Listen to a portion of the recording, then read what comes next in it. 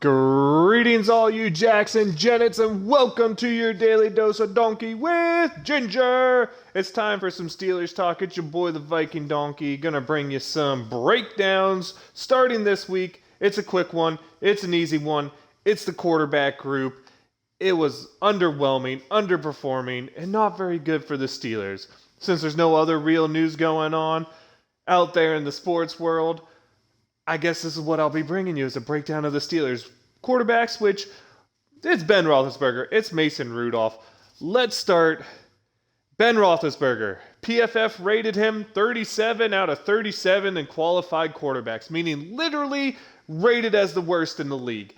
I mean, he had some good comebacks this year. You can't hold that against him. But let's be honest, the Steelers' offense couldn't do anything in the first half of every game because Ben Roethlisberger couldn't get it going. Is it fair to say this last season was the worst he's ever had? I don't know, but it's definitely one of the worst seasons I've seen by a Steelers quarterback in a long time, since all we've seen recently is Big Ben. And I mean, heck, even I think the year of Mason Rudolph and Duck Hodges had better quarterback play at times than this year, which is scary to say. I don't say the overall was better, but there were more explosive games with those guys out there. And let's be honest, a lot of Ben's stats are coming from when he's down 2 or more scores. When the game was close, the stats weren't very good. I've brought them to you before. That's why I'm not going to rehash them here.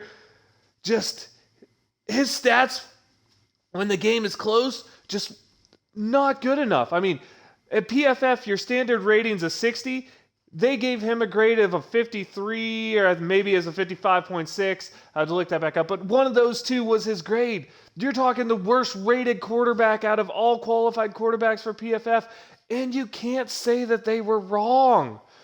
Now, on the other hand, we had Mason Rudolph play one game, so you can't really judge his stats there. They actually gave him a grade of a 74. And if you watch the game, Mason did play okay. He didn't play the best, but what probably really helps Mason is you have to remember he had a few big running plays that are really going to sway that. So his overall grade is swayed by big runs he made in big situations and the fact that not a huge passing grade there. So that's why he's rated a little higher in PFF, which, by the way, if he had a 74 over season, we'll put him about Carson Wentz or about 24th in the PFF ranking of quarterbacks.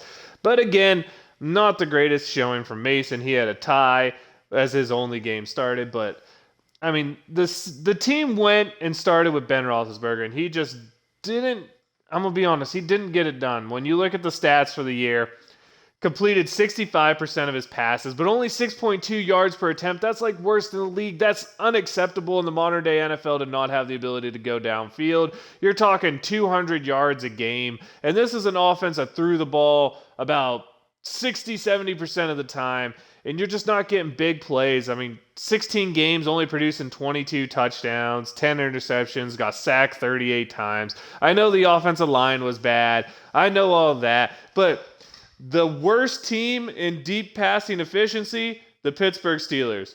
The most missed targets of over 20 yards where a receiver had separation of greater than 3 yards, the Pittsburgh Steelers. At some point, we need to improve the quarterback play last year if the team was to go any farther. Hopefully this year the quarterback play does improve from what Ben was last year. I don't think that's a hard step. I think even current version of Mason Rudolph is going to be an upgrade at the quarterback position. I know you don't have the intangibles Ben brings. I know the comeback wins were nice. I know coming back from 28 points to make it a game is fun. But at the end of the day, when the marbles were out there, we only beat 2 winning teams, or 2 playoff teams, all of last season. And one of them was week 1, a team that didn't play their quarterback the whole preseason, and it showed. So it's not like this team really performed great against good teams. The quarterback play was definitely a detriment to the team. The offensive line play was definitely a detriment to the quarterback play. It's a chicken and egg conversation. If Ben has a good line, does he put up better numbers?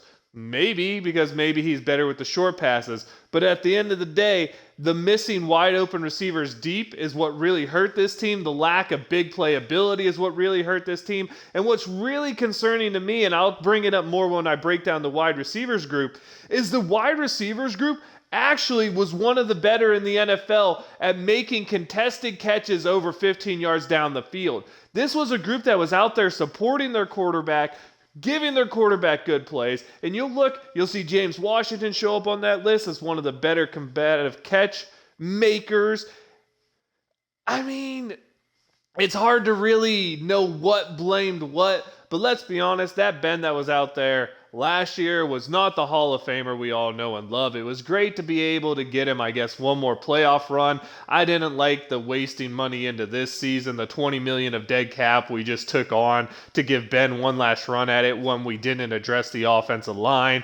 If you were going to go all in last year, which is what you did when you brought Ben back, you needed to go all in. I've already said I hated the way the Steelers handled it.